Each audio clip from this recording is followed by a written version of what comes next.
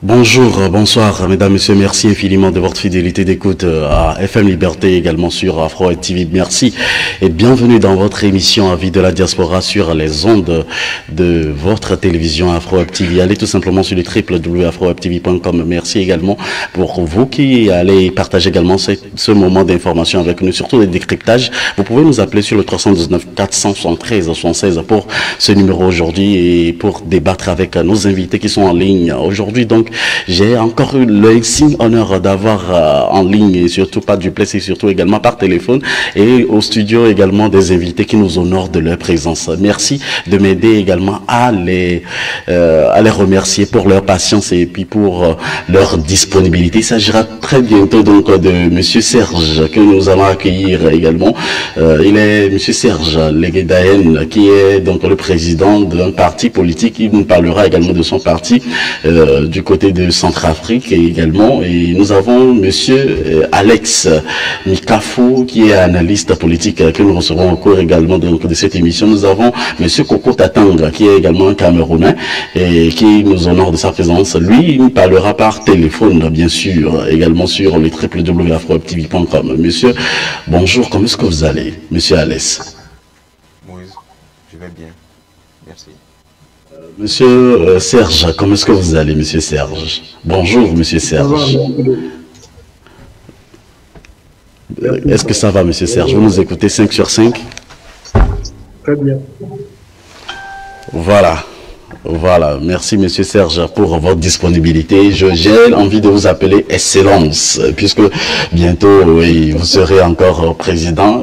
Pour ces genres d'opportunités, il faut profiter de l'occasion pour arracher le sourire à nos prochains présidents, la génération qui vient, la génération douée de Centrafrique. Merci à tous mes compatriotes qui sont branchés en ce moment sur les www.afrotv.com. Je vous fais un grand coucou du côté de Paris.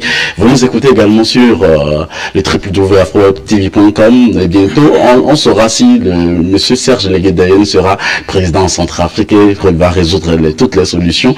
Donc du côté de la Centrafrique, alors monsieur Koko Tatang, bonjour. Oui, bonjour cher frère, bonjour et merci une fois de plus de me donner l'occasion, n'est-ce pas, de débattre des points importants pour la société africaine. Merci de m'avoir invité. Merci grand frère Koko Tatang.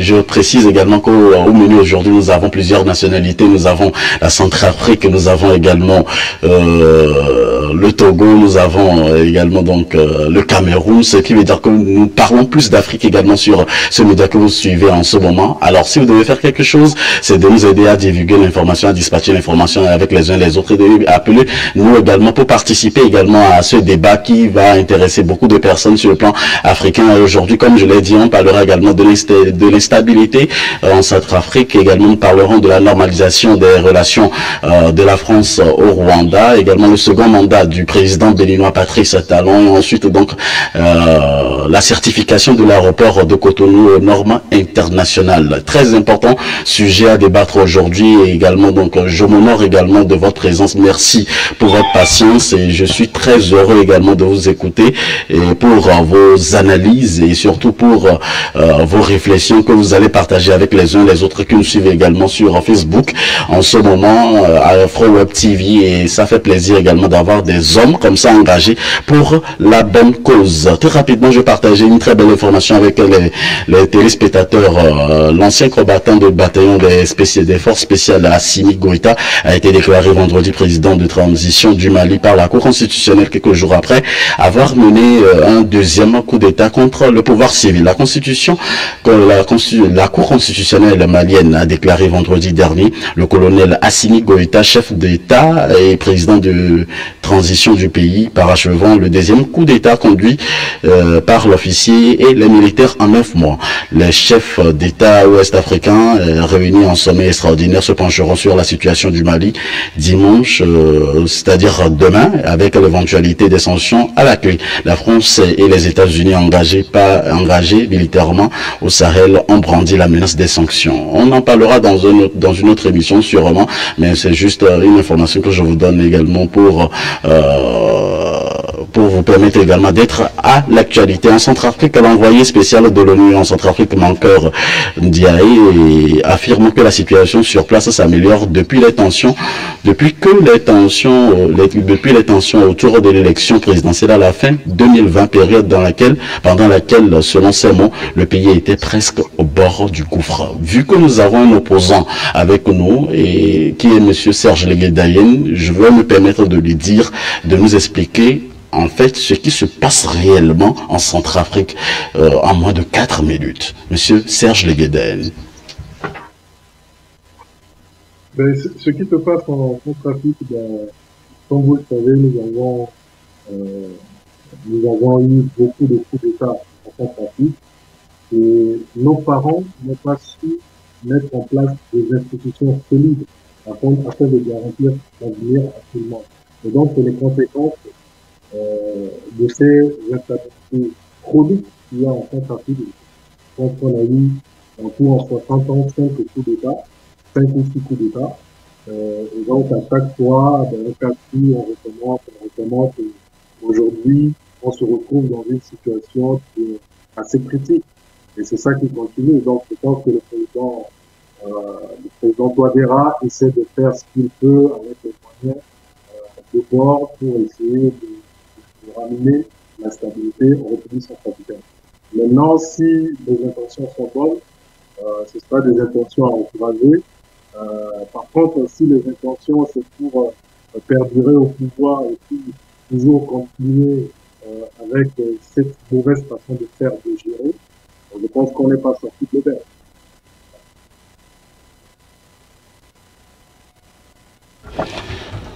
Voilà donc dit par M. Serge Leguedayen, et merci infiniment pour... je sais que vous êtes un monsieur qui parle très bien et qui explique très bien les choses, et ça me fait plaisir de vous écouter, d'être bref et d'expliquer également à la diaspora ce qui se passe réellement en Centrafrique, parce que c'est très important. Il y a plusieurs personnes qui disent des choses par ici, par là. Il faut qu'on invite également les gouvernants de la Centrafrique pour écouter également leur version des choses, et c'est notre souhait également d'avoir tout le monde dans nos émissions pour éclaircir les différents points. Alors, ce qui se passe en Centrafrique en ce moment, il faut dire qu'il accuse l'ex-président François Bozizé d'avoir tout fait pour saboter le processus électoral, qualifiant les actions d'entreprise criminelles et demandant à ce qu'il soit jugé. Monsieur Coco, si vous nous écoutez, Monsieur Coco, dites-moi votre point de vue. Est-ce que le président doit être jugé? Le président François Bozizé doit être jugé? Oui, si j'ai bien suivi la question, ça concerne l'ancien président François Bozizé. Oui, exact. Oui, alors je veux d'abord commencer par rendre hommage au président Poutine pour le travail extraordinaire qu'il abat au niveau de la Centrafrique, un pays frère au Cameroun. Nul était cette fameuse réunion de Berlin, l'Afrique serait un seul continent et non des pays subdivisés. Je veux dire que la Centrafrique est également le même pays que le Cameroun, nous parlons la même langue. Donc je rends hommage à la Russie, au président Vladimir Poutine. Et par rapport à votre question, pour revenir dans le but du sujet, je crois qu'il se fait d'ailleurs tard. Ils ont beaucoup attendu. Le président Bozizé, l'ancien président, devrait normalement être arrêté dès le premier jour qu'il a mis pied sur le territoire. Dès le premier jour qu'il a mis pied sur le territoire. L'exemple centrafricain va faire comprendre aux autres pays africains que nous allons tourner la page avec la France. Nous avons un président légalement élu et qui fait du bon boulot. Je veux dire, le président Touadéra,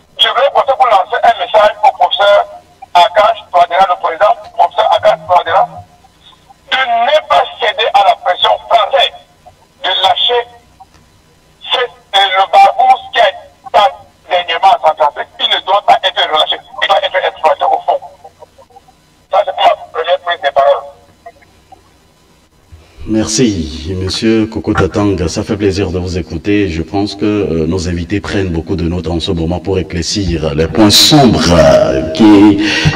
concernant donc la Centrafrique en ce moment. Monsieur Alex, comment est-ce que vous allez? Je pense que vous allez très très bien. Alors, il y a également donc beaucoup de choses qui se passent en Centrafrique. L'unité pour la paix en Centrafrique est principalement active dans l'est du pays où ses membres contrôlent de nombreux gisements miniers. Et le groupe également est le mieux doté, qui est le groupe mieux doté également, le plus actif de Centrafrique, où sévit une guerre depuis 8 ans déjà. Qu'est-ce que ça vous dit, cette guerre que la Centrafrique est en train de subir en ce moment? Merci pour ta question, Moïse. Le cas centrafricain ne fait qu'empirer malheureusement le spectre sombre dans lequel baignent presque toutes les colonies françaises. Lorsque nous prenons le précaré français, précisément, qui est au niveau de l'Afrique, la Centrafrique fait partie de ces pays les plus misérables. Pas pour dire que les autres pays sont mieux, mais le cas centrafricain fait vraiment pitié. Alors par rapport à ça, de cette guerre qui sévit visiblement durant 8 ans déjà, il faut rappeler que ce pays, la Centrafrique, est un pays profondément convoité par toute la communauté internationale. Spécialement, je veux dire la France, qui est sa puissance colonisatrice. Alors, je ne peux pas imaginer aujourd'hui qu'un ex-président de ce pays, je veux parler de François Bozizé, qui fut chassé suite à un coup d'État par lequel lui-même il était venu aussi au pouvoir, à sa fuite du pouvoir. Puis tout récemment, il s'est porté garant, il s'est déclaré le chef d'un mouvement rebelle. Alors, lorsqu'on est dans le troisième âge, autant pour moi, je veux dire, comment peut-on ne pas penser à l'avenir de son pays? Et on se déclare ouvertement chef d'un mouvement rebelle. Je pense des pratiques courantes qui affaiblissent l'Afrique dans sa quête de démocratisation, d'où il est forcément impératif de sévir ces genres de mouvements, d'où qu'ils viennent, quels qu'ils soient. Parce que si cela reste sous silence, ça encourage d'autres factions dans d'autres pays, d'autres factions rebelles, je veux dire. Parce que tous les pays africains, sans exception, ont des sous-sols convoités par la diplomatie occidentale. En bref, c'est ça qui est le mal de l'Afrique. Et malheureusement, la jeunesse africaine qui prend conscience de ces désastres est combattue par ses propres citoyens, précisément ceux qui sont les devanciers. D'où aujourd'hui, il est de notre responsabilité de porter haut notre voix. Et notre voix, vous l'avez dit également donc dans cette émission. Alors, monsieur Serge Leguedayen, vous êtes président de parti politique. Comment appréciez-vous les propos également donc de notre frère Alès et également ce qui fait la différence entre ce que les gens disent et la réalité sur le terrain? Ben, ce que dit M. Alès est tout à fait vrai. Vous savez, quand je pense à mon pays, quand je vois la situation de mon pays, ça me fait très mal. C'est une souffrance où on vit avec, je ne sais pas le peuple centrafricain. Je pense la majorité des Centrafricains souffrent de ça, à part ceux qui profitent du système. Il faut dire que ce soit en Centrafrique ou dans pas mal de pays africains, il y a un système politique qui a été mis en place. Le système politique qui a été mis en place, c'est pas pour permettre à nos pays africains de se développer. En fin de compte, pour ça arrange la situation de quelques pays. Et donc, ça, malheureusement, durant cette situation, et normalement, on constate que la plupart des présidents qui sont passés au pouvoir, il n'y a pas eu une vision claire, il n'y a pas eu quelque chose de bien fait pour dire, voilà, moi, je vais gouverner 10 ans, voilà, moi, ce que je veux faire concrètement pour mon pays, qui va profiter à la génération future. C'est toujours, bon, je fais pour mes enfants, pour ma famille, pour mon époux, et tout de suite. Et donc, tout ça nous a amené dans cette situation actuelle. J'ai entendu le monsieur parler de Bozizé. Bozizé a gouverné 10 ans. Bozizé a pris le pouvoir par un coup d'État. Après, il a organisé les élections comme d'habitude. On fait un coup d'État, on gagne les élections, on organise les élections derrière et on gagne. Et à chaque fois, tout le temps, c'est comme ça. Et ça se répète un peu partout, tout le temps. Et ça devient épuisant, c'est pas très bien. Ce que monsieur Koko Takanga a dit est vrai. Normalement, quand monsieur Bozizé est arrivé en Centrafrique, il devait être traduit en justice, puisqu'il y avait un mandat qui avait été déjà lancé contre lui. Sauf que le président Touadéra, qui est le président toujours en place, qu'est-ce qu'il a fait? Il a mis des véhicules à disposition du président Bozizé, il lui a prêté une garde qu'il a pris des gens dans l'armée pour dire, bon, vous allez assurer la sécurité de M. François Bozizé. Et en aucun cas, M. Bozizé a été convoqué une fois devant le tribunal. Vous voyez? Et tout ça, on nous explique après que, bon, on va le déplacer puisqu'il si on a pour aller au tribunal, on va le déplacer et c'est ça qui va entraîner cette situation où il va se mettre en rébellion. En rébellion avec qui? Avec les groupes armés qui ont signé un accord de Khartoum avec M. Touadéra et M. Bozizé qu'ils ont chassé. Donc vous voyez, ça, on comprend plus ce qui se passe en République centrafricaine. C'est-à-dire, même nous, on est dépassés, hein, même si moi je suis dans la politique des fois, je suis surpris par notre capacité à complexifier notre situation. Et donc, Bozizé va se positionner pour voilà, essayer de renverser le pouvoir en place. Malheureusement, pour lui, qu'est-ce qui va se passer? Ben, les Russes vont vraiment intervenir pour mettre fin à ça. Cette situation de la République centrafricaine aussi, Monsieur Touadéra, j'ai vu Monsieur Koko Takanga lancer des fleurs à Monsieur Touadéra. Moi, je ne lancerai pas de fleurs à Monsieur Touadéra. Monsieur Touadéra, après 5 ans au pouvoir, nous n'avons rien vu. Moi, je dis concrètement rien vu.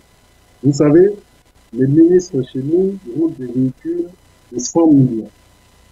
Et vous savez, avec 100 millions, on peut construire 3 équipes. On peut équiper des hôpitaux. Et quand on met des ministres juste pour les remercier, et c'est ce que le président a fait pendant 5 ans, il a eu plus de 50 ministres. Alors imaginez le coût les charges sur l'État centrafricain. 1 milliard de francs CFA par mois, juste pour supporter le salaire et tout ce qui va avec pour entretenir les ministres, le président et les ministres, alors que le peuple est dans une situation chaotique. C'est ça que nous, on va apprécier parce que, bon, ok, on est contre la France et que M. Touadéra a signé un contrat avec la Russie et que la Russie est venue en Centrafrique. Nous, on va applaudir, on va mettre M. Touadéra sur un piédestal en disant que, oui, c'est un président qui tout parce que aujourd'hui il a fait une relation, il a signé un contrat avec la Russie. Et s'il a signé un contrat avec la Russie, c'est juste qu'il avait la possibilité de le faire. S'il n'avait pas la possibilité de le faire, il ne l'aurait pas fait. On est d'accord. Donc, même en poussant un peu le contexte, la signature du contrat, le contrat qu'il a signé avec la Russie, qu'est-ce qui est inclus dedans? Aujourd'hui, le peuple centrafricain ne sait pas les tenants et aboutissants de ce contrat. Et comme M. Alex a dit, la République centrafricaine, c'est une insolence. Comme la RDC, c'était richesse sous-sol. Qu'est-ce qui se passe? L'or, les diamants et tout ça. Vous savez, le diamant, vous prenez juste un diamant de, je sais pas, 10 carats, ça vous rapporte combien de millions d'euros? Toutes les armes qui sont livrées à l'RTA. Est-ce qu'on connaît combien c'est estimé, combien ça coûte et tout ça? Non, parce que quand on fait un partenariat, c'est donnant-donnant. La Russie n'est pas partie sauver les Centrafricains pour faire beau lieu de République centrafricaine. La preuve en est, on a massacré les Centrafricains depuis 2013, on n'a pas vu la Russie en Centrafrique. Vous voyez? Donc, aujourd'hui, la Russie va parce qu'il y a une porte qui a été ouverte et ils sont rentrés et ce que la Russie va faire en Centrafrique, c'est essayer de faire que toujours son pays puisse aller de l'avant. Mais nous, quand on établit un partenariat avec de grandes puissances au niveau international, il faut que nous aussi, nous savons tout ce que nous faisons, c'est dans l'intérêt de notre pays. Et si c'est dans l'intérêt du pays, on n'a pas à cacher des contrats. Ça doit être public. Voilà, on a signé un contrat de 2 milliards de dollars avec la Russie parce qu'on a acheté ça. C'est clair et net. Et nous, en contrepartie, qu'est-ce qu'on donne aux Russes? Si on doit leur donner, je ne sais pas, un terrain pour qu'ils puissent exploiter les diamants pendant un certain temps, il faut que tout ça soit détenu et débattu à l'Assemblée nationale. Touadéra a été démocratiquement élu, il n'a pas pris le pouvoir par les mains. Donc, tout ça, ça ne se passe pas dans les règles de l'art. À l'Assemblée, on a des gens qui sont là et qui caressent le président dans le sens des poils. On n'a jamais vu un gouvernement aller devant l'Assemblée discuter des projets de loi, de ceci, de cela. Voilà, on a tué des gens à Bangassou et que le gouvernement va devant l'Assemblée pour que les députés puissent poser des questions, que les députés de Bangassou puissent dire le mécontentement de la population de Bangassou au gouvernement et poser la question au gouvernement de savoir qu'est-ce qu'il faut prendre comme mesure pour aller remédier à cette situation. Ça se fait pas, on ne doit pas faire une compagnie. Donc aujourd'hui, c'est ça. Ok, M. Touadéra a signé un contrat avec la Russie, les Russes, ils sont intervenus proprement, puisqu'ils ont arrêté la CPC, disons-le clairement, c'est des faits concrets. Donc, ça, on apprécie. Maintenant, l'avenir, ça va être quoi? Parce que d'ici 5 ans, c'est fini, M. Touadéra, lui, normalement, il ne pourra pas, si on respecte la Constitution, parce que nous, les Africains, on fait des constitutions, on fait des lois, sauf qu'on les respecte évidemment. Et tout ça aussi que nous, on part dans tous les sens. Je vous donne juste l'exemple de la Côte d'Ivoire. Avec le président Ouattara, moi j'étais des jeunes qui admiraient ce président, je dis voilà, et puis il a fait son discours, maintenant on va pousser la jeunesse et tout. Vous avez vu, il a changé la Constitution, il est encore là. Et donc, tout le temps, c'est comme ça, on est fatigué avec ce genre de situation.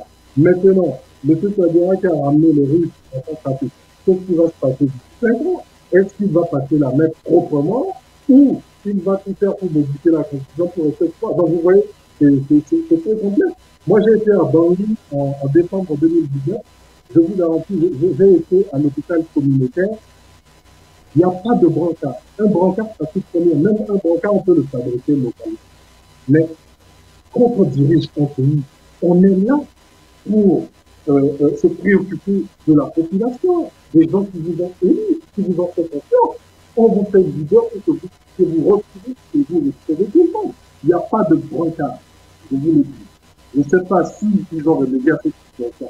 Jusque-là, à l'hôpital communautaire de Bangui, qui est le premier hôpital de la République centrafricaine. Moi, j'ai vu, on a ramené un malade, ils ont ramené un côté qui datait de Mathusalem pour le mettre dessus. Vous imaginez un peu? Mais il faut que le président, qu'il descende un peu de sa tour, qu'il aille dans les hôpitaux, qu'il va voir les situations, qu'il discute avec les gens, dans l'administration, qu'il discute avec les gens, et qu'il voit concrètement ce qu'il peut mettre en place. Et un président, tu deviens président, c'est pas toi qui fais tout. Un président, il doit amener une vision claire à un peuple et demander à ce peuple-là de le supporter, de l'aider dans cette situation qui puisse évoluer ensemble. On ne construit pas un pays seul. Vous voyez? Donc, c'est cette situation-là, moi, qui me préoccupe et qui me fait très mal, parce que quand on voit comment notre pays aujourd'hui, on est avant-dernier au monde, ok, on attend de voir encore comment est-ce que les choses vont évoluer. J'espère qu'il va corriger la donne pour son deuxième mandat, parce que aujourd'hui, il y a trop de morts, même si récemment, il y a trop de morts en France. Tellement de morts que on ne sait même plus où mettre la tête. Oui, monsieur Serge, j'ai une question que je voudrais vous poser principalement. Je ne vous ai pas coupé, mais il faut dire que vous êtes le président d'un parti politique qui fait partie de l'opposition. Et qu'est-ce que vous, votre parti, vous et votre parti, vous faites pour aider les Centrafricains? Alors, nous, en face de cette situation, bien sûr.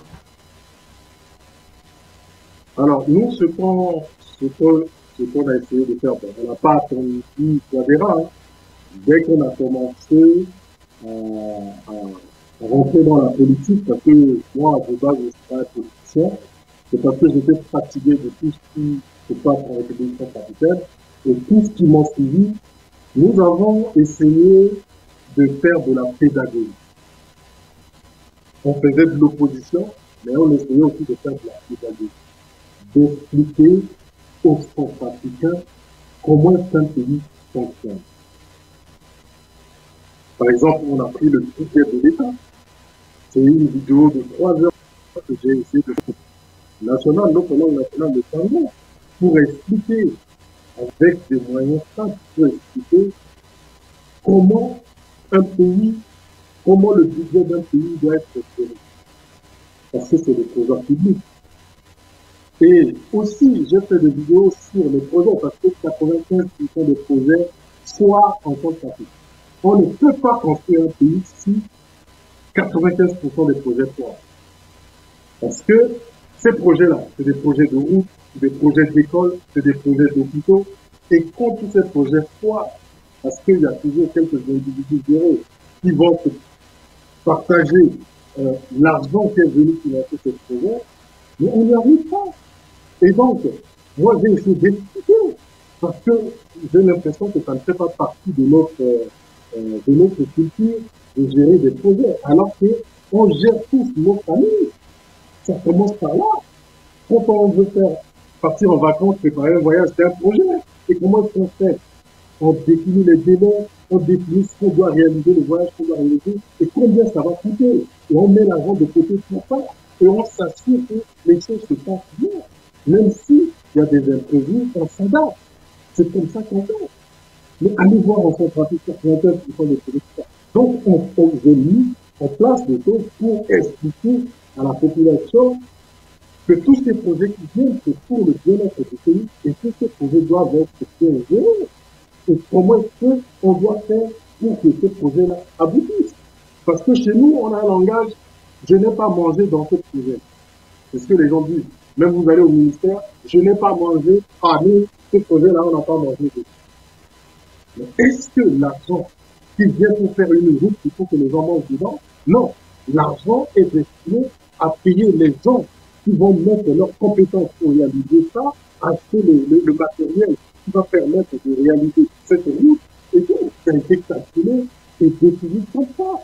Et si on commence à se partager tout ça, on n'y arrivera pas. Donc vous voyez, il y a trop de problèmes, il y a tellement de choses que nous ne faisons pas bien. Il n'y a pas de transparence, zéro transparence. Zéro transparence. Et comment voulez-vous que nous en avons? Non. Et c'est ça. Et donc, nous, la génération nous, on a essayé au maximum de sensibiliser. On a essayé de faire des conférences. Malheureusement, quand vous faites des conférences pour discuter des choses sérieuses, les gens ne viennent pas, comme M. Alex avait dit. Nos compatriotes, ils ne viennent pas. Vous voyez? Et encore, quand vous voulez que les gens mettent la main à la pâte, on aime bien dire ce qu'on pense, mais on n'est pas capable de mettre la main à la pâte. Mais si on reste seulement à parler, on a besoin une. Qu'est-ce que ça va nous amener? Non, il faut savoir de quoi être pragmatique, savoir discuter, planifier, qu'est-ce qu'on peut faire, on a besoin de moyens, qu'est-ce qu'on peut faire pour avoir les moyens, et tout. Et c'est les 10 euros, les 10 francs, les 15 francs que chacun va donner, parce qu'on a un objectif, on a une vision, on veut amener quelque chose de demain à notre pays, on va contribuer. Mais on voit seulement les individus. Moi, je devais logiquement aller aux élections 2020-2021, mais les conditions n'étaient pas réunies, donc j'ai préféré de désister. Parce que devenir président, c'est pas une mince affaire. Moi, j'ai pas envie de devenir président et que les Libanais débarquent avec le panneau de millions de francs CFA pour te corrompre parce que bon, tu n'as pas de maison, tu n'as pas de... Non, il faut avoir le minimum pour aller devenir président. Mais quand tu vas aller à cette pratique, la plupart du temps, les gens viennent te demander l'argent. Parce que les gens pensent que tu as beaucoup d'argent pour vouloir aller devenir président. Alors que pour toi, c'est même avec le minimum que nous avons, si nous réfléchissons bien et que nous transformons ce que nous avons localement à notre disposition, on peut faire énormément de choses. Et l'argent arrivera au fur et à mesure. Mais les gens ne comprennent pas ça. Vous voyez, donc c'est très complexe. On est dans une situation. Les gens qui nous ont gouverné nous ont mis dans une situation où on a détruit l'école, on a tout détruit et on a transformé la situation. Aujourd'hui, tu veux devenir président, mais tout le monde veut que tu viennes distribuer l'argent. Alors qu'on sait tous que dans tous ces pays, la démocratie, quand tu vas distribuer de l'argent à la population, de la corruption. Vous voyez? Donc, c'est ça. Et nous essayons, parce que vraiment, nous avons orienté notre énergie sur les centrafricains, pour essayer d'éclaircir certaines choses, lancer des débats pour discuter, voir où est-ce que nous, ce que nous pensons réellement, des choses que nous pensons régulièrement que ça va bien, comment est-ce qu'on peut faire pour qu'on puisse faire les choses autrement. Et même la diaspora, moi je dis souvent que les centrafricains, souvent les centrafricains, je pense que de la diaspora, ceux qui sont sortis, et normalement, qui ont vu des choses dans d'autres pays, et qu'on pourrait se dire, ils ont fait ça chez eux, ils sont à ce niveau-là. Nous, qu'est-ce qu'on peut faire demain pour que nous aussi, on puisse sortir de cette situation? Mais non, moi j'ai l'impression que les centrafricains de la diaspora qui sont sortis, la majorité, pas tous, hein, mais la majorité, j'ai l'impression qu'ils ont, leur cerveau est séparé en deux. Il y a une partie orientée centrafrique et une partie adaptée à l'environnement dans lequel ils évoluent. Et quand vous mettez une discussion centrafrique en place, c'est le cerveau côté centrafrique à cette fonction. C'est-à-dire que tout ce qu'ils ont gardé de là-bas, c'est ça qu'ils vont vous remettre en place.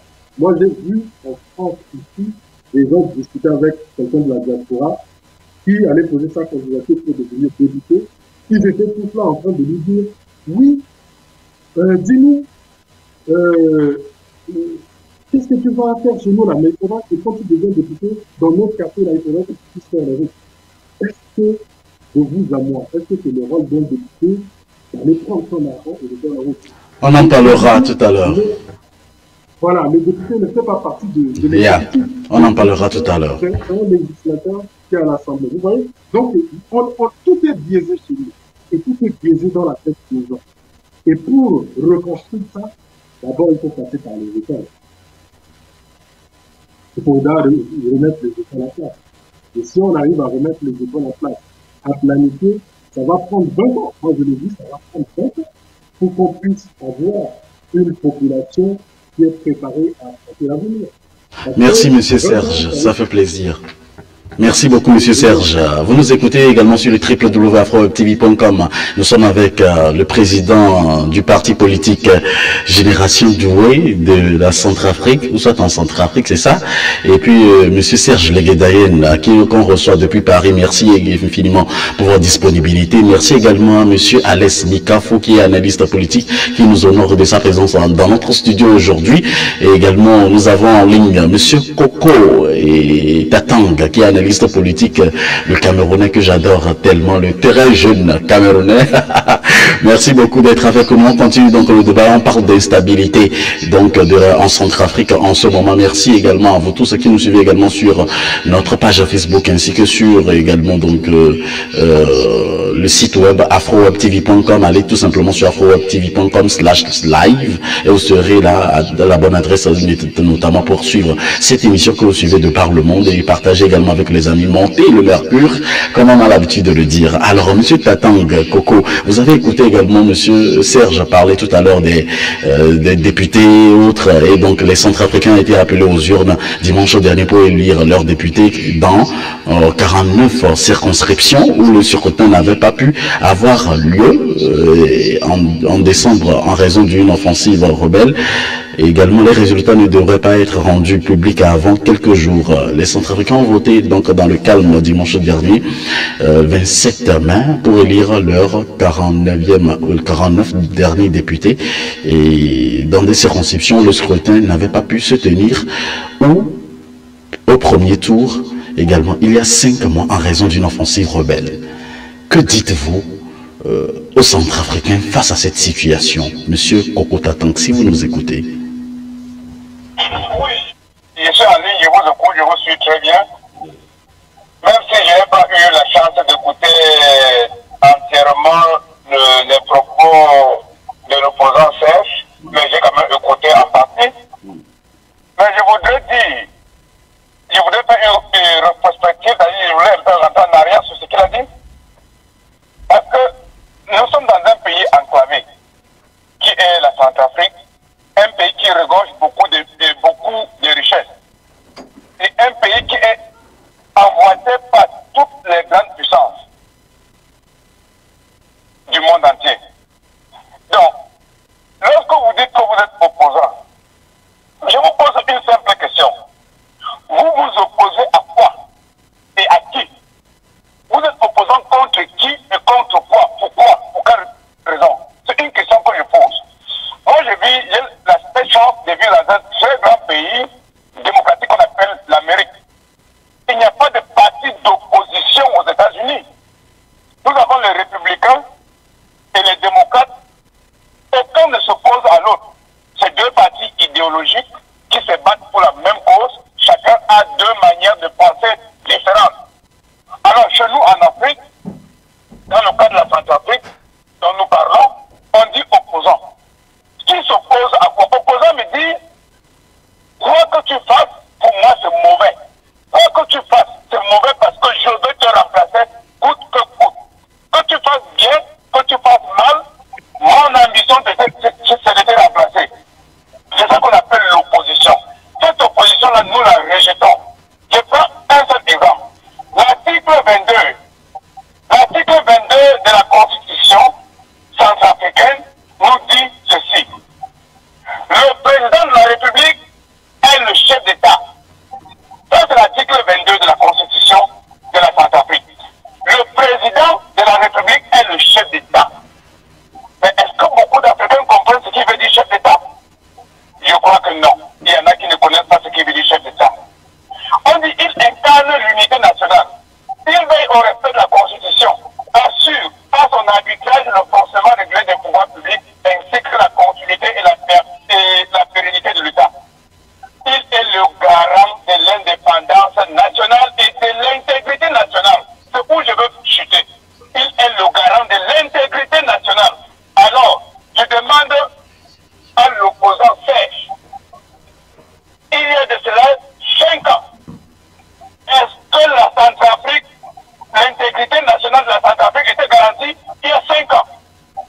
Lorsque les rebelles avaient pris 90% du territoire, est-ce que l'intégrité nationale, la Constitution était respectée? Ma réponse c'est non. Et je continue encore. Je continue encore légèrement pour arriver à l'article 24, parce que l'article 24, c'est où j'ai écrit au président Touadéra, à travers l'ambassade et à travers aussi l'ambassade de la Russie. J'ai dit, le président est élu au suffrage universel direct et au scrutin secret, majoritaire à 2 tours. La durée du mandat, c'est 5 ans. Mais là, nous demandons, je suis le premier, je suis l'initiateur du changement de la Constitution.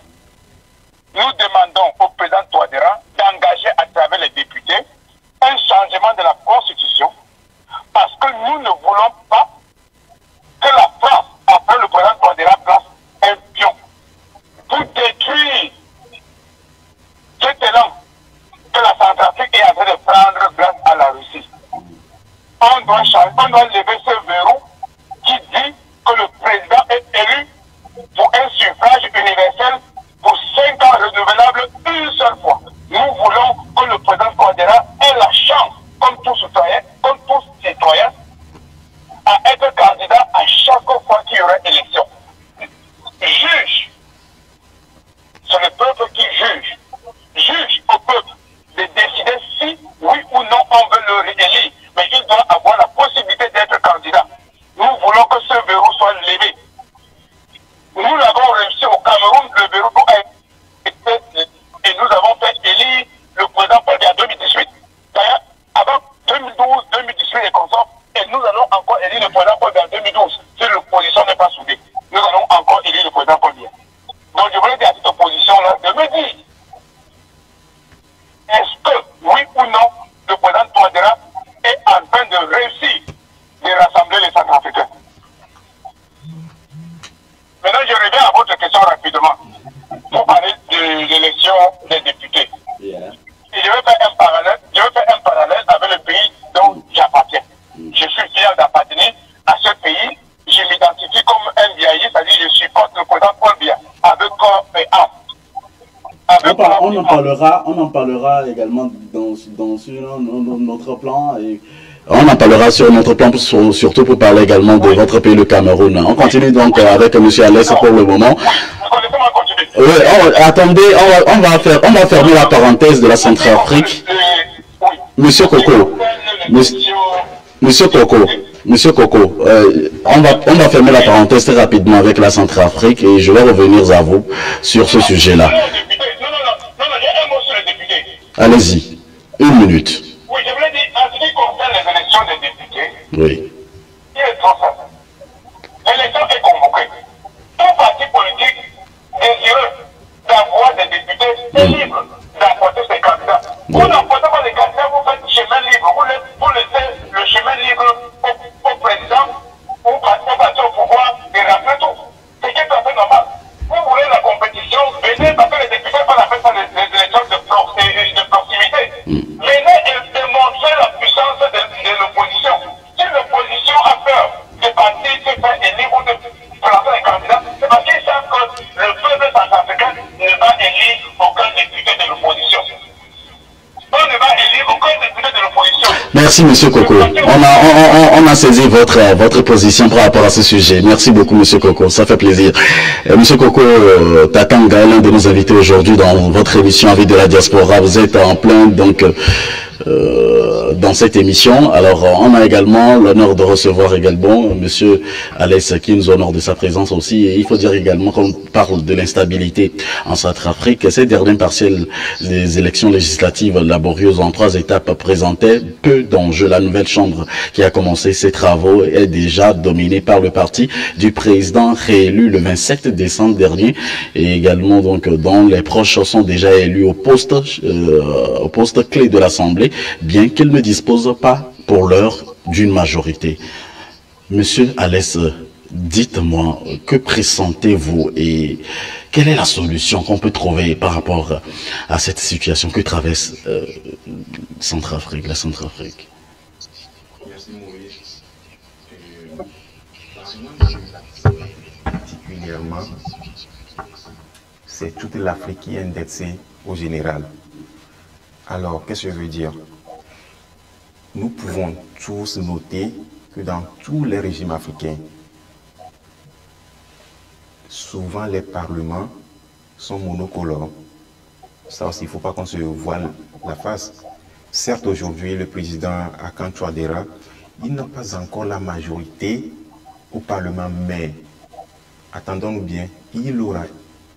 Et ça aussi, c'est quelque chose qui est courant dans tous les régimes africains. Alors, ce n'est pas en fait que je suis en train de lui jeter des fleurs, mais du moment où nous nous rendons compte que nous sommes sous l'emprise d'un système politique qui nous broie, qui nous oppresse, arrivé un moment, nous aurons vraiment le sentiment de voir ailleurs. C'est d'où ce rapprochement de la Russie. Parce qu'en réalité, le bien-être de l'Africain n'est pas le premier ni le deuxième souci de qui que ce soit, si ce n'est les Africains eux-mêmes. Sur ce point, je veux dire, la Centrafrique a un avantage idéal que les autres pays africains n'ont pas. Sur les plans culturels, sociologiques, précisément, je veux dire. Qu'est-ce que j'insinue par là? Je viens de réaliser que la Centrafrique a pour une langue commune à tout le pays le sango, ajouté au français. Si la communication se réunit à la base d'une seule langue, je pense que ce pays a toutes les potentialités de sortir de toutes les manigances, de toutes les manipulations étrangères, quelles qu'elles soient.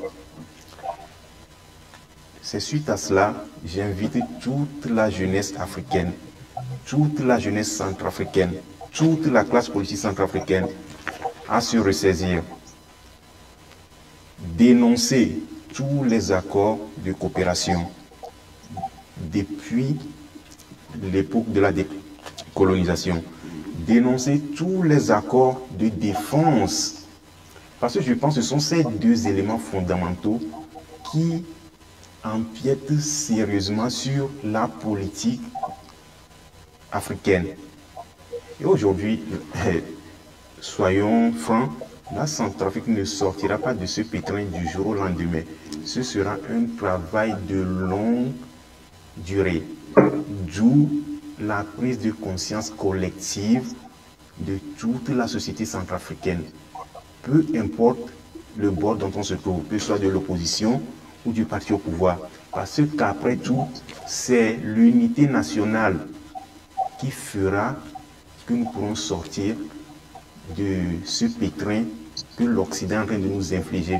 Parce qu'au fait, nous ne sommes pas sans savoir que c'est notre faiblesse qui fait leur force en réalité. Sur ce point, j'invite M. Serge, en tant qu'opposant, on ne le sait jamais, peut-être un jour, il sera le président de la Centrafrique, que tout ce que nous sommes en train de dire aujourd'hui, il le prenne en considération.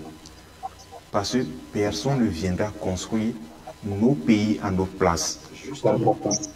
Personne ne nous aime mieux que nous-mêmes. Sur ce point, je l'invite vivement à s'engager. Je ne sais pas exactement la position qu'il prend à l'encontre du régime en place, mais au finish, il faut qu'il retienne que c'est l'intérêt national qui prévaut d'abord avant ce que les autres sont en train de nous imposer. Parce que, originellement, à la base, l'Africain n'est pas barbare. Nous sommes plus solidaires. La mauvaise image que d'autres sont en train de nous infliger du genre, ces guerres tribales se passent dans telle communauté de l'Afrique, ces guerres tribales se passent dans tel endroit de l'Afrique. C'est des choses qui nous appauvrissent, qui nous affaiblissent, surtout spirituellement. En parlant de spirituellement, je veux parler sur le plan intellectuel. Sur ce point, encore une fois, j'exhorte le frère Serge à revoir ses lignes de conduite, à s'engager objectivement pour la cause de son pays. Parce qu'on parle de la Centrafrique, je me vois centrafricain. Merci Moïse. Merci, monsieur Alès. Vous avez été tellement bref et concis, précis. Ça fait plaisir. Je vais fermer la parenthèse avec monsieur Serge, qui est centrafricain d'origine et qui nous écoute également, qui est en duplex avec nous. Et nous avons l'amitié et la fidélité, surtout, donc, d'avoir également un grand homme qui nous éclaircit, qui nous donne des points éclaircis, toujours les points sombres également. Alors, si jamais vous devenez président de la Centrafrique, et aussi, aujourd'hui, on constate que sur le terrain, les opposants vont toujours aux élections en rang dispersé. Pensez-vous qu'en tant qu'opposant, vous pouvez réussir à être président en allant au rang dispersé aux élections?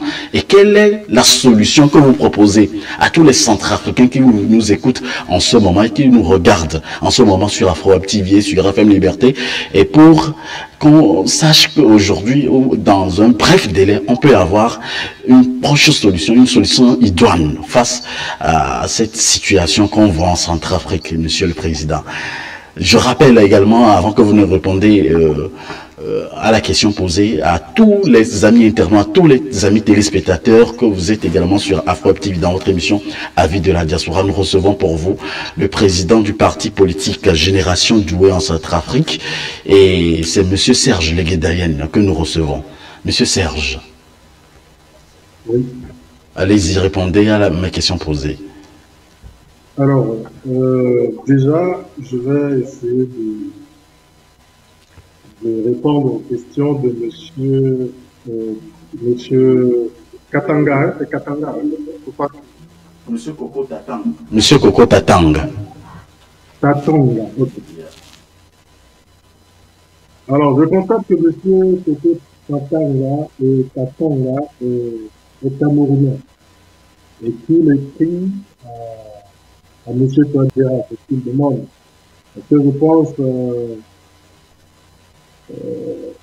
pense qu'il confond beaucoup de choses. Je pense qu'il cherche une position peut-être en pratique avec à M. Touadéra pour changer la constitution et tout. C'est bien. Mais la constitution centrafricaine, c'est les centrafricains qui l'ont votée. Et quand on devient président, on prête serment à cette constitution. On est garant de la constitution. On ne modifie pas les constitutions pour ses propres plaisirs. C'est pas parce qu'on va faire 20 ans, 30 ans, 40 ans dans un pays qui va permettre ce pays de sécurité. On a vu les États-Unis, les présidents ont mis 8 ans maximum. Ils arrivent à faire. On voit les États-Unis première puissance mondiale. Donc, moi je veux bien. Moi ce que j'attends, c'est les institutions. C'est-à-dire qu'il faut qu'on mette les institutions, les bonnes institutions en place. La personne qui fait ça, moi je le dis. Si la personne fait des contrats par-ci par-là pour soutenir son pouvoir, parce qu'on veut rester au pouvoir pour rester au pouvoir, ça ne m'intéresse pas. Ça ne m'intéresse pas. Moi, ce que je vois, c'est que est-ce que mon pays peut s'en sortir demain? Touadéra, il n'est pas éternel. Touadéra va mourir un jour, même s'il change la constitution qui reste au pouvoir. Un jour ou l'autre, il va partir. On est d'accord avec ça. Mais qu'est-ce qu'on laisse derrière? C'est ça. Pour moi, que les institutions doivent être au-dessus de tout.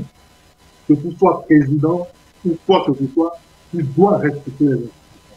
Si on marche sur nos institutions, on n'y arrivera jamais, je vous le garantis.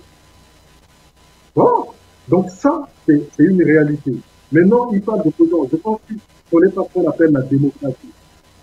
La génération, oui, moi, je suis là en train de discuter avec vous. On fait un débat démocratique. Vous donnez votre point de vue, je donne mon point de vue. On ne peut pas dire oui à tout. Tout le temps, tout, oui, tout le monde, comme des moutons, oui, non. L'opposition est là pour quoi? Pour discuter, débattre avec le président pour dire, attention, le chemin que vous êtes en train de prendre, c'est pas bon. Il faut qu'il y ait un débat. Il faut que les gens débattent. Et les gens débattent pour trouver de bonnes solutions. Vous pensez que vous êtes pourtant omnipotent et que vous connaissez tout, vous maîtrisez tout, et que c'est vous seul qui devez toujours prendre la décision. Vous ne pouvez pas vous tromper. Vous êtes un être humain, vous pouvez vous tromper. Donc, être opposant, Génération Doué n'a jamais pris les gens. On s'est levé, on a dit, nous, ce qu'on pense. Quand le président Touadéra fait quelque chose de bien, on a applaudi. Oui, ça c'est ce qu'on veut.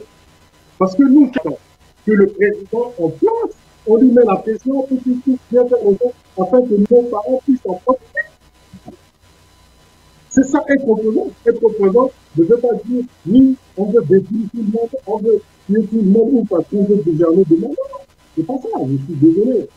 Oui, on est dans l'opposition parce que aujourd'hui, on ne fait pas partie du gouvernement, on n'a pas fait un accord avec le pouvoir en place, le parti en place qui est le pays, on n'a pas fait un accord avec, donc on n'est pas dans la mouvance présidentielle. On est de l'opposition, tout simplement. Et la génération Doué, c'est pas seulement le pouvoir en place. Il y a des partis aujourd'hui qui sont dans l'opposition, des partis qu'on ne veut même pas donner. Parce que pour nous, c'est la même génération, c'est des gens qui nous ont gouverné pendant 50 ans et qui n'ont rien apporté. Voilà la réalité. Génération Doué a été apportée par plusieurs partis en place, on a refusé. Parce que ça ne nous intéressait pas, on voulait amener autre chose. Voilà, c'est fini. Donc nous, si le président Touadéra fait bien les choses, sincèrement, si aujourd'hui il commence déjà à aller quitter les hôpitaux à Bangui, dans les provinces, ainsi, petit à petit, commence à faire les choses. On voit qu'il fait concrètement les choses. Que l'argent du contribuable centrafricain va dans des projets qui profitent à la population, il n'y a pas de problème, on va se tenir. Mais si c'est pour les intérêts personnels, ça nous intéresse. Voilà, donc il faut qu'on soit clair là-dessus.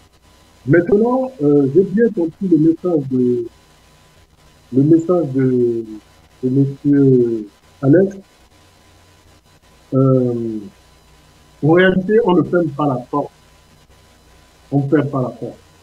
Mais c'est, sincèrement, M. Alex, si c'est pour aller composer avec des gens qui ont mis un système en place depuis un certain temps, qui ont mis un système en place pour que demain, on puisse repartir dans le même système, moi, sincèrement, ça ne m'intéresse pas. Et je pense que ça ne m'intéressera pas notre parti. Nous, on est là. On essaie de défendre nos idées par rapport à la République centrafricaine. On donne une position. Aujourd'hui, vous me posez des questions, je vous donne notre position. Maintenant, si M. Touadéra fait bien les choses, nous, on veut que les choses soient selon les règles de l'art.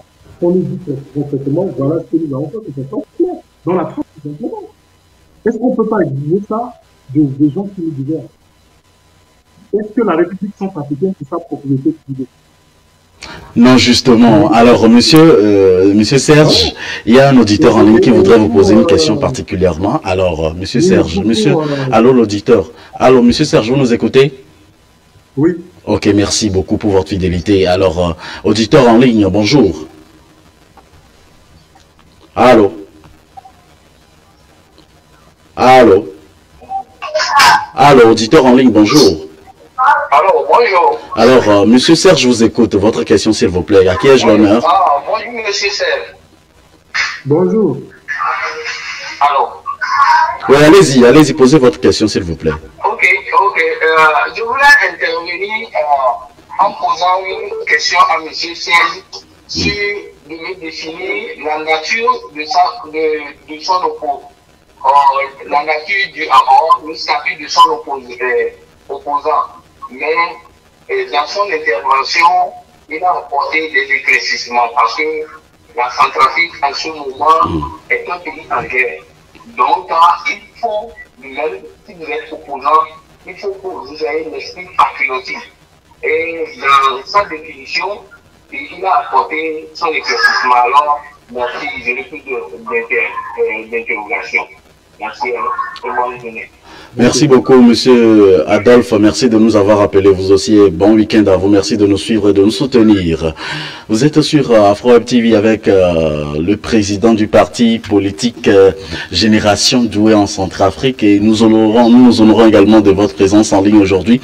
À tous ceux qui nous écoutent en ce moment, merci également de partager cette émission avec les uns les autres. Vous êtes au bon endroit. Alors, je vais donner 1 minute à chacun pour faire sa conclusion. Et vous avez écouté clairement les éclaircissements donnés par le président du parti politique, M. Serge, du parti politique Génération Doué en Centrafrique. Et quels sont vos points de vue sur ces explications en 1 minute, M. Alex? Merci Moïse pour la parole donnée. Relativement à toutes ces explications, oui, j'aimerais plutôt rappeler à M. Serge, lorsque j'évoque une dénonciation ou une rupture nette avec les accords de coopération et les accords de défense, c'est plutôt faire appel à une rupture radicale et repartir sur de nouvelles bases. Parce que ce sont ces anciennes coopérations qui aujourd'hui traîne l'Afrique dans la boue. L'une des raisons pour lesquelles il est toujours difficile à tous les régimes dictatoriaux remplacés par un opposant souhaité, une fois cet opposant, lorsqu'il accède au pouvoir, a toutes les difficultés à accomplir son agenda, même s'il est de bonne foi. Ce sont ces accords qui empêchent l'Afrique de décoller. L'une des raisons pour lesquelles il faut absolument faire rupture avec et repartir sur de nouvelles bases. Sinon, sans ça, croyez-moi, j'ai la ferme conviction, nous n'aurons que nos yeux pour pleurer, parce que ce qui nous attend à l'avenir est plus dangereux, est plus crucial que ce que nous vivons aujourd'hui. Merci. Merci, monsieur Alès. Merci beaucoup, monsieur Alès. Alors, monsieur Coco, en une minute, quelle est votre appréciation par rapport à l'éclaircissement donné par monsieur Serge? Monsieur Coco, vous nous écoutez? Monsieur Coco, s'il vous plaît, vous allez diminuer votre le live chez vous, s'il vous plaît. Je voulais tout simplement dire qu'une fois de plus, de manière honnête, de manière sincère, je m'inscris vraiment en faux. Pourquoi? Parce que le mot démocratie, c'est un mot que nous savons la valeur de ça. Est-ce que la démocratie est applicable pour le moment dans un pays comme la Centrafrique? La démocratie voudrait dire respecter les droits de l'homme, respecter tous les droits dans son entièreté. Mais est-ce qu'en Centrafrique, le gouvernement, le pouvoir en place peut rester croiser les bras et regarder l'ancien président Bozizé que nous avions porté au pouvoir à son époque, parce que je répète, nous qui avions porté le président Bozizé, il avait fait sa campagne, il avait amené un slogan, Kwanakwa. Je crois que c'était Kwanakwa. Je me rappelle très bien, c'était Kwanakwa. Le travail pour tous, Kwanakwa. Je crois que l'opposant je connais de quoi il s'agit. Alors, est-ce que la démocratie veut dire qu'il faut laisser le pays sombrer? Non, il ne faut pas laisser le pays sombrer. La Centrafrique est dans un état d'urgence. Exactement comme le Tchad en ce moment. Je suis dans une dynamique de dire que il faut à tout prix que l'opposition, même le mot opposition, je n'aime pas ce mot, mais je l'utilise dans le contexte actuel. L'opposition doit s'unir autour de ce président qui est en train de sortir la Centrafrique de l'ornière. On doit s'unir autour de lui pour résoudre les problèmes internes. Après qu'on aurait résoudre les problèmes internes, on peut maintenant se retourner, on dit bon, moi aussi je vais être président comme toi, on va organiser les élections libres. Mais pour le moment, ce n'est pas le temps de parler de la démocratie en Centrafrique. Ce n'est pas le temps de parler des élections législatives en Centrafrique. Donnons le pouvoir, intégrons ce président pour qu'il puisse sortir la Centrafrique de la main de la peur. Moi je suis un soldat. Je suis encore actif dans l'armée américaine. J'assume ce que je dis, je sais que ça peut me créer des problèmes. Merci, monsieur Coco. Merci, monsieur Coco. Vous êtes également sur FM Liberté, la première radio de la diaspora africaine. Ça fait plaisir de vous écouter, de vous savoir nombreux à l'écoute également de cette émission en vie de la diaspora diffusée sur les ondes d'Afro-Web TV. Allez tout simplement sur les www.afrowebtv.com/live. Vous serez donc à la bonne étape et surtout au bon lieu pour écouter les divers avis des uns des autres qu'ils donnent et analysent également l'actualité de la semaine. Je vais proposer également une petite pause, une occasion encore une fois donc d'aborder la seconde partie de cette émission, puisque nous avons plusieurs thématiques à aborder au cours de cette émission. À ce qui concerne Afro-Web TV, on ne peut que dire que Dieu bénisse la Centrafrique et du courage, ça ira et on se retrouve. Monsieur Serge, vous voulez parler? Allez-y. Oui, une précision. Alors, ce que vient de dire monsieur Tatanga, oui, alors, une précision claire et nette. Hein. La génération Doué n'a rien à voir avec M. Bézézière. Et moi, je ne citais pas M. Bézézière. Je n'ai jamais soutenu aucune rébellion en République centrafricaine. Aucune. C'est clair. Et net, Oui. voilà. Et de deux, pour rebondir sur ce que M. Alès a dit, concernant les accords, moi je n'ai jamais soutenu les accords qui nous ont maintenus à un certain niveau. Je n'ai jamais soutenu ces accords-là et je ne les soutiendrai jamais. Merci, Ça, merci, clair. merci. Merci, Monsieur Sergent. On va faire la pause et aborder donc le Bénin, et qui est avec Patrice Talon, le chef du gouvernement, et beaucoup d'actualités concernant donc le Bénin. Et on en discute dans un court instant. Pour assurer votre divertissement et vous informer en temps réel, suivez toutes vos émissions et programmes préférés sur Afro-Web TV.